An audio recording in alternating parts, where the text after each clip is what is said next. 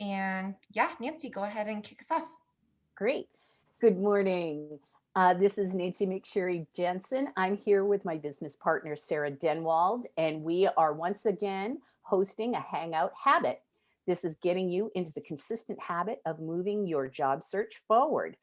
Um, this week, we are delighted to have Kanor Bahal, who is the CEO and founder of Mindhatch, with us. She's going to talk about when quitting is a good choice. And this is, I think, a very pertinent subject for lots and lots of women right now.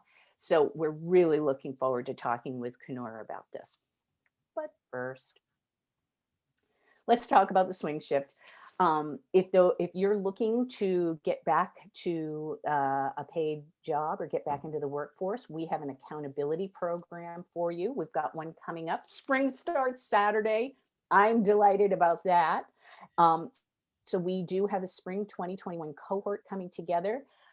This is a really great program if you want to connect with other people and give your job search a little jump start. So please go to our website to take a look at that.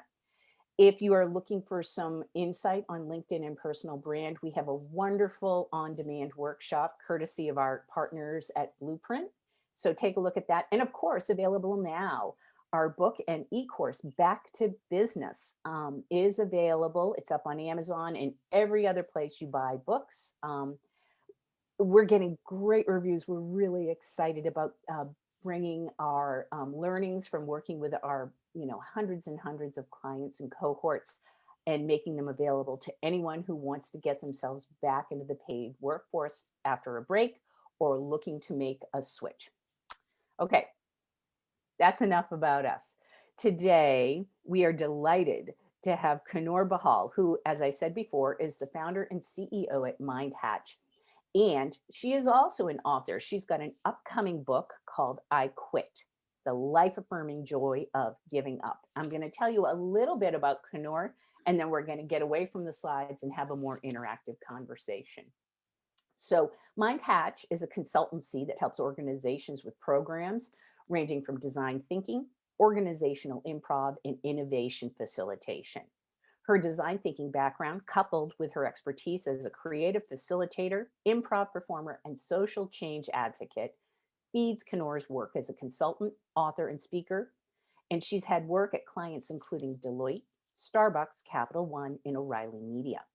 Her upcoming book, I Quit, The Life Affirming Joy of Giving Up, recounts stories from everyday people who courageously quit doing what no longer serves them and makes progress towards what they want to do next in their lives. So this is a message that really resonates with us at the Swing Shift. We know many people need to stop doing what they're doing and think about what they're going to do next. So we're going to talk with her today about some of those stories, why people feel such shame over quitting, and why in the right situation it's actually a good move. So Kanor, welcome and good morning.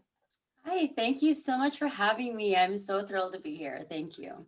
We're delighted to have you. Listen, I want to talk about you for a moment. You have a rich and varied career. What prompted you to think about the idea of quitting as a design thinking construct? Yeah, well, you answered the question. It was my own experiences Is it? in quitting things in my life, and like early on, that was mainly jobs, and Mhm. so for example, the first job I had left was actually a career I thought I would have the rest of my life, but 3 months in, I got sexually harassed, and that kind of like revealed a lot about that field and that industry and the culture that I just was not going to be okay with. So that Yep. really shifted my values, really shifted what I was looking for in a workplace that I was not expecting at all. So here I was thinking I was going to be in this job for the rest of my life. And then suddenly Right. it was like, oh gosh, like, no, I want no part of this. And so that was my really first big quit, kind of like being a Yep. perfectionist up until that point, being someone who was really Mhm. like obedient to their commitments, probably just doing Yes. the right things because they were the right things to do, Right. and so that was my first kind of like, I cannot take this anymore, kind of quit. And that really Right. started this like experimentation with my career. I think I didn't even know I was design thinking my career until I started doing design thinking years ago. It was only upon reflection that I really understood that when I was kind of seeking what I wanted to do career wise, I was in fact running little mini experiments. I was like volunteering or even just going in lots of coffee chats with people. I cut out whole careers I thought I wanted from like one coffee chat with someone, and so I was really testing and iterating, which is something that design thinking really advocates for when you're coming up with innovative solutions. And so I got a lot of experiences under my belt, and I think each one of those helped me refine like what I wanted. I think that in your idea about these having the informational coffees where you walk away saying, I don't know what I'm going to do, but it's not that. That's Exactly. something we talk with clients about a lot, Oh, because we have people who think, I don't want to do what I used to do. I don't know what I want to do next. And sometimes people have this fantasy of what this other thing is going to be. And then once they find out a little more about it, they're like, well, I like that part, but maybe not these other five. But exactly. Yeah. really, And All the knowing, trade-offs. It's like, and well, do you like that one part enough to offset the five things that you don't like? And it's all that's about right. that. Yeah. Mhm. and what you know you don't want to do is almost just as informative as what you know you want to do, Yes. right? Like that's all data to be collecting as That's well right. as important information. Exactly. I have Yeah. like a line in my book that is something to the effect of like failure, however we want to define that, is just like another data point on which to make better decisions moving forward. Mhm. And so I just feel like the more experiences, the more tests you run for yourself, the more you're gonna get to know yourself and what Yeah. you want, and then you can kind of get hopefully to where you want to be a lot faster. So that's been my Sarah Haggard at Tribute talks about that. She's got a whole timeline, and she's got a similar perspective on that. So you're in good company. oh amazing. Thank I you. want to I want to ask you, for many people, there's fear involved in walking away from something that's known, even if it's unsatisfactory. So what factors do you suggest they consider as the way to ease into what I love that you call a quit? Yeah, quit. Yeah, I'm a big advocate of using that word, right? And Mhm. destigmatizing it in some way. And so what factors, go in? So what I can share is like what I learned from interviewing like close to 40 people for my book. Yep. 19 of their stories are actually in the book, but I think what I've learned from the people I spoke to is that the source of that stigma and shame and the fear of change, honestly, is what it is. Mhm. Can come from a lot of different places. It can come from our culture. Like in America, we are cursed by the Puritan work ethic, right? And but I talked to someone who grew up in Nigeria. I talked to people who grew up in India and in other parts of Asia. And it really is a global stigma, that really comes up. It's not Mhm. uniquely American. And so I would say just look at like what the status quo is, like what the status quo that you're getting from your culture, from your family, from yourself, Mhm. from your friends, and just understand like, is that status quo like you? Like, do you support that status quo, right? Or is it like, serving you or not? So I think there's so many factors, including risk tolerance, that go into it. And it's a big reason why I'm really clear in the introduction to the book that the book is not a how to quit book, because it's such an individual decision. Mhm. And by case in point, Nancy, you and I both know someone in common, Megan. Yeah. And Megan and I were talking, and I told her the story about how I quit improv when I was in college. Long story short, it was like I had huge regret about quitting it, like the second I did. And for 8 years until I corrected it, I had regret. Turns out our friend Megan also quit improv in college. But for her, it was Yes. like the greatest decision in her life. She was like, I would never do it again. It was amazing. That was my best quit ever. And so just goes to show you, she and I quit the same thing at the same time period in our life, and we had totally different takeaways, right? And Yes. totally different paths that it set us on. And so I think it's such a unique individual thing about deciding what your own trade-offs are. Right, right. So let's talk a little more about this, because in both cases you had they were good quits. There's good quits and bad quits. So in your book, as you mentioned, you have several stories of people who have done this. So what makes a good versus a bad quit? Yeah, so the book is filled with stories of people who have good quits, regardless Mm, of what they might have sacrificed for it. And so I right. think what makes a good quit is really having it align with your values, honestly. So If I can kind of trace it back to my design thinking innovation work again, when I'm teaching people design thinking, kind of like 101 level, we're kind of training them how to prototype. And a big part about prototyping is that, you don't want to put like $1 million and 100 people on something that is untested or that maybe you don't know a lot about. And so I had this really simple kind of like 2x2 where I'm like, okay, how much do you know about who you're designing for the solution for your customer? Right. And then that should correlate to how perfect and polished and how much investment you make into your prototype. And so I kind of feel the same connection to quitting, where it's like the level of knowledge you have about yourself and your own values, your self-awareness, can probably correlate with the type of quit that you'll do. And I think on that kind of like, line of quitting, you can do things like just change things up a little bit. Like maybe you don't quit your job entirely, but maybe you try to find a different role or you work under a different manager, right? Then there's kind of like the pivot. Well, maybe you make a lateral move to entirely different division of your organization, right? Mhm. And then there's like the hard quit, right? So hopefully once you kind of come to that self-awareness, identified your values, and if something is really violating your values, hard quit, right? Like there's no turning back. And so from the people I spoke to, I think that they were sharing with me good quits because they matched up with their values, right? And that's what really made it for them. I spoke to someone who, because of what she quit, her husband left her. She and her children were homeless, living out of their car for a few months. Right. And still, she's like, no regrets, not one regret at all. I would do it all over again. In fact, I should have done it sooner. That's what the common refrain is from the people in the book. Fascinating. I think And that's such a important delineation between yes. quitting because of your values or quitting maybe because you're scared. Because I think people are, when they push themselves, because I think of our comfort zones, right? Right. Where we don't want to live outside of our comfort zones, but sometimes that's what makes us better and grow more, right? And so don't do things maybe that make you scared, even if they you want to do the things that line up with your values. It's like making that distinction, I think, is important. And I think something that I need to make sure that I'm doing personally as Yeah. well.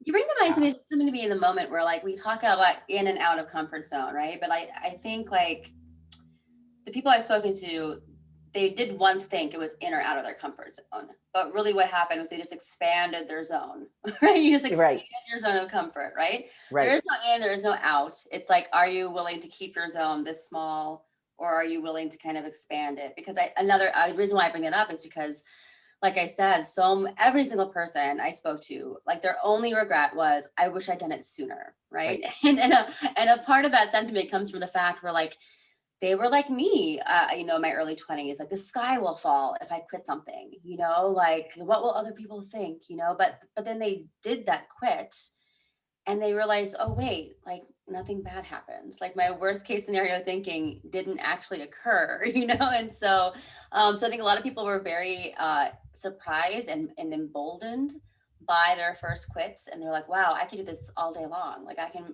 constantly refine what it is that I want. Yeah. Right. And you touch on this, and when you talked about the case of the woman who took her children and she was homeless for a little while, there is an economic privilege, that plays into the ability to leave an unsatisfactory job or an unsatisfactory situation. So many women, and because we talk with them, they need to stay in a paying role to provide for their families, for themselves, to make ends meet. So can you talk a little bit about ways to engineer your quit and move to something fulfilling, ideally hitting both needs?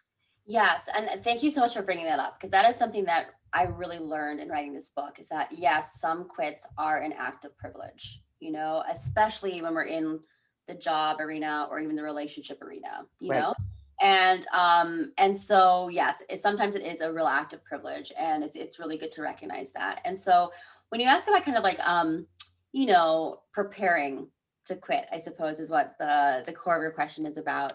What I can say is like, again, it's such an individual decision, and it's really about your risk tolerance, right? Like one woman might think, what, money is not important enough for my kids to see me miserable all the time.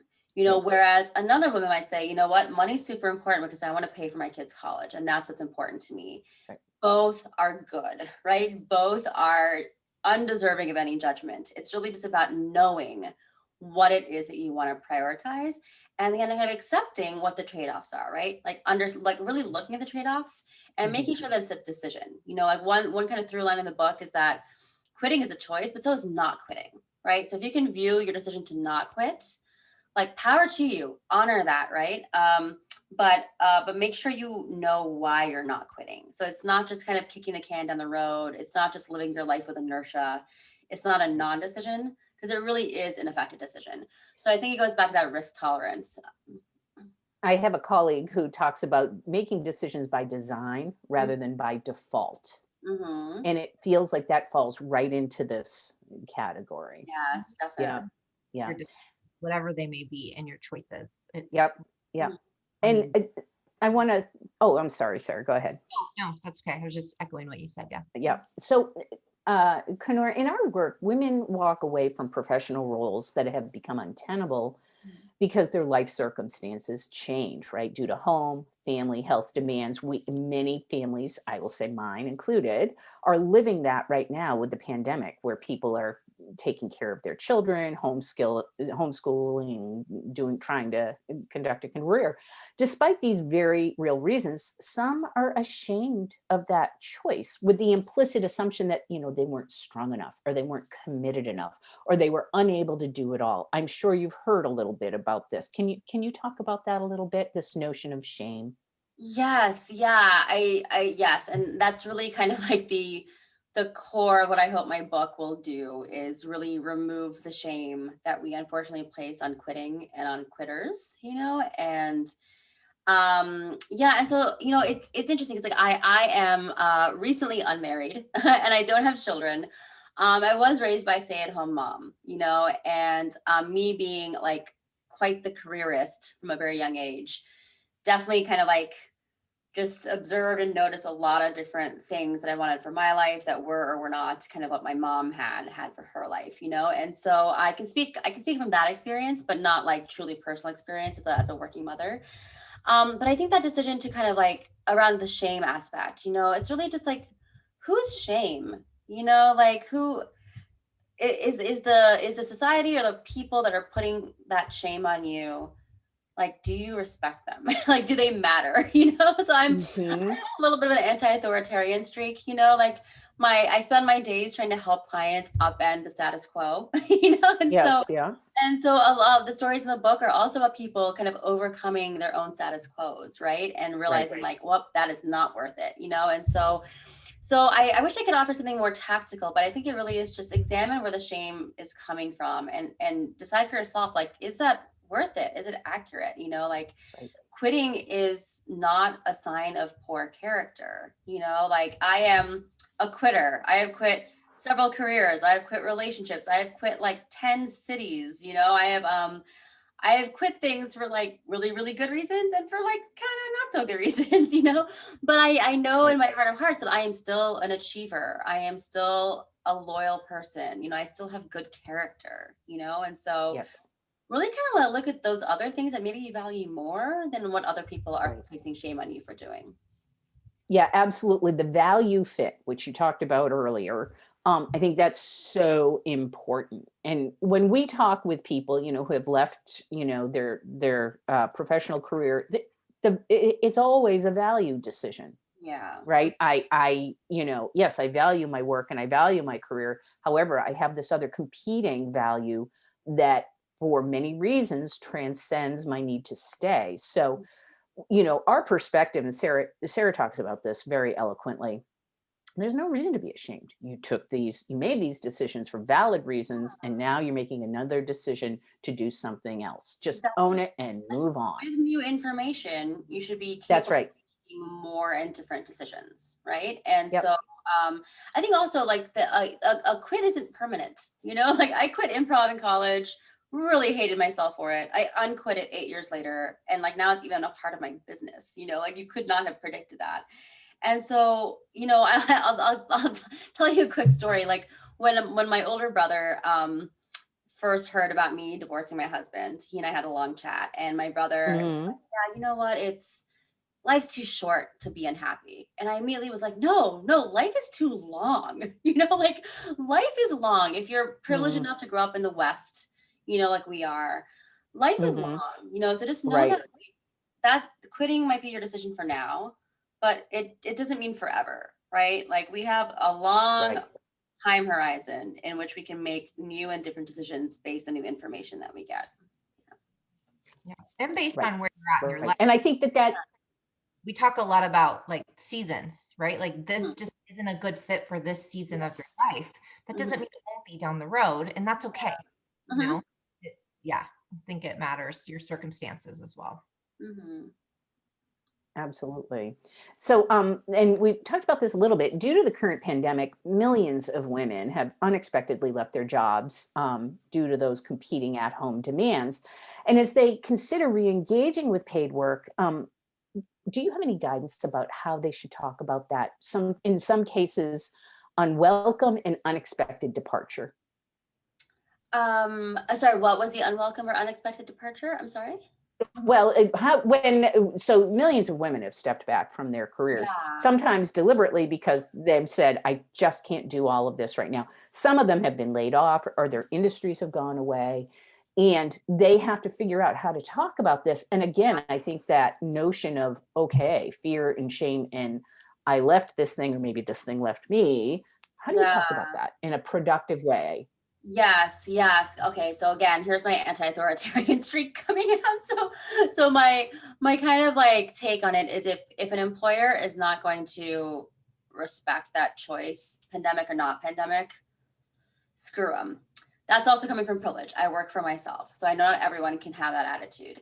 But I think like the pandemic, I would hope presents a different challenge than say a woman leaving the workforce due to wanting to raise her kid for 10 years. The pandemic, unlike pregnancy, unlike child rearing, has been a universally shared experience, and so my hope is that Yes.